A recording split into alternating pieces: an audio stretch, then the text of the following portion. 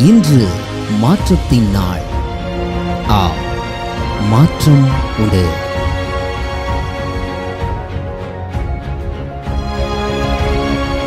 ஆண்டவராகிய இயேசுவின் நாமத்தினாலே மாற்றம் உண்டு என்கிற இந்த அனுதின தியானத்தின் மூலமாக உங்களை சந்திக்கிறதுல எனக்கு மிகுந்த சந்தோஷம். ஆண்டவரும் இரட்சகருமாகிய இயேசுவின் நாமத்தில் உங்களை வாழ்த்துகிறேன். சுகமாக இருப்பேன் என்று விசுவாசிக்கிறேன். கர்த்தர் உங்களோடு கூட இருந்து உங்களை ஆச்சரியமாக ஆண்டவர் உங்களை நடத்தட்டும். ஏன் இவ்வளோ கவலை, ஏன் இவ்வளோ சோர்வு, ஏன் இவ்வளோ தயக்கம், ஏன் இவ்வளோ பாரத்தை சுமந்து கொண்டு? பியூட்டிஃபுல்லாக சங்கீதக்காரன் எழுதும்போது 55ஆம் சங்கீதம் 22ஆம் வசனத்தில் சாம்ஸ் சாப்டர் 55:22 எழுதும்போது எழுதுகிறார், Cast your burden on the Lord and he will sustain you. He will never permit the righteous to be moved. கர்த்தர் மேல் உன் பாரத்தை வைத்துவிடு, அவர் உன்னை ஆதரிப்பார். நீதிமானை ஒருபோதும் அவர் தள்ளாட விட்டார். அவர் மேலே வச்சிடுங்க, அவர் உங்களை ஆதரித்து உங்களை தள்ளாட விடவே மாட்டார். விழுந்துடுவேன்னு பயப்படுறீங்களா? தள்ளாடிடுவோன்னு பயப்படுறீங்களா? காரியம் மாறுதலாக முடிஞ்சிடும், தவறாக போயிடும் அப்படின்ற மாதிரி நெகட்டிவிட்டி உங்களை சூழ்ந்திருக்கிற மாதிரி பயமாக இருக்குதா? கர்த்தர் மேலே பாரத்தை வச்சிட்டிங்கன்னா ஏன் அதை திரும்ப திரும்ப அதை சொல்லி காட்டுறீங்க? ஏன் திரும்ப திரும்ப அந்த பாரத்தை தூக்கி தூக்கி நீங்கள் சுமக்கிறீங்க? கர்த்தர் உங்களை ஆதரித்து உங்களை தள்ளாட விட மாட்டார், தள்ளாட விட மாட்டார். இன்றைக்கி உங்களுக்கு ஒரு பெரிய கான்ஃபிடென்ட்டான ஒரு வேர்டு தான், அவர் உங்களை நிச்சயமாக தள்ளாட விட மாட்டார். இப்படி நடந்துடுமோ? விழுந்துடுவோமோ? இந்த காரியத்தில் நம்ம தோத்துடுவோமோ?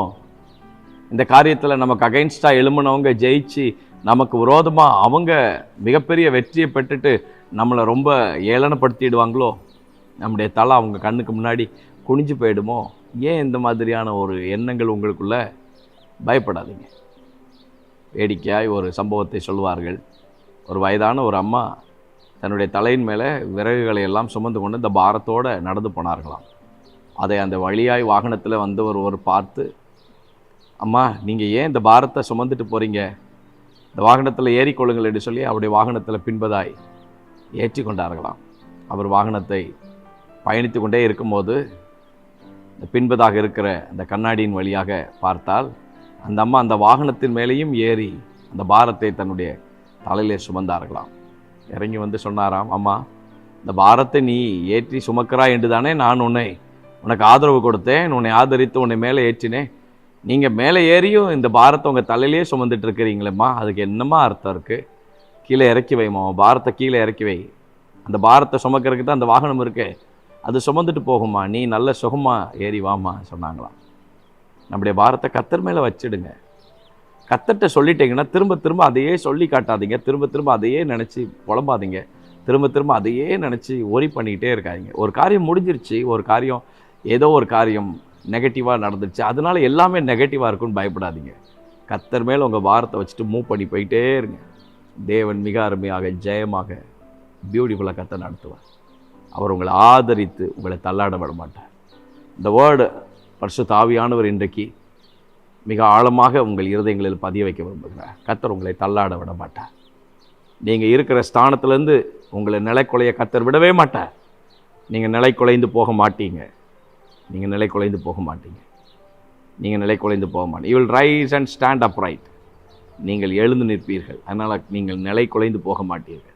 கர்த்தர் உங்களை விட மாட்டார். சோர்ந்து போயிடாதீங்க. பாரத்தை அவர் மேலே வச்சிட்டிங்கல்ல, காரியத்தை அவர் மேலே சொல்லிட்டீங்கல்ல, என்ன நடக்கணும், என்ன தேவை, என்ன விருப்பம், எல்லா பிளான்ஸ், உங்கள் பிளான்ஸ் எல்லாத்தையும் ஆண்டவர்கிட்ட சொல்லிட்டீங்களா? கர்த்தர் அவருடைய திட்டத்தின்படி, கர்த்தருடைய சித்தத்தின்படி காரியங்களை 1 by 1 ஜெயமாக கர்த்தர் நடத்தி கொடுப்பார். சோர்ந்து போயிடாதீங்க. தேவனே, எங்களுக்கு நல்ல ஒரு மேய்ப்பர் உண்டு, அது நீங்கள் தான். நாங்கள் எங்களுடைய பாரங்களோ, எங்களுடைய தேவைகளோ, எங்களுடைய கலக்கங்களோ, எங்களுடைய எதிர்பார்ப்புகளோ, ஏக்கங்களோ எதுவாக இருந்தாலும் அதை உங்கள்கிட்ட மட்டும்தான் நாங்கள் ஷேர் பண்ண முடியும். ஏன்னா நாங்கள் மனுஷங்கிட்ட சொன்னோம்னா அதை வச்சே எங்களை கேலி செய்வாங்க. ஆகவே நாங்கள் உங்கள்கிட்ட சொல்லிட்டு விட்டுடுறோம். கர்த்தர் நீர் அந்த காரியத்தில் எங்களை ஆதரித்து தள்ளாட விடாதபடிக்கு பிள்ளைகளை நடத்துங்க. தொடர்ந்து ஜெயம் தாரும். இப்படி பிள்ளைகள் ஒவ்வொரு நாளும் அந்த நன்மைகளை அனுபவிப்பதற்கு தேவன் உதவி செய்யும். இயேசுவின் நாமத்தில் ஜெபிக்கிறோம் நல்ல பிதாவே. ஆமென். May God bless you. God will be with you. தைரியமாக இருங்க, சோர்ந்து போகாதீங்க.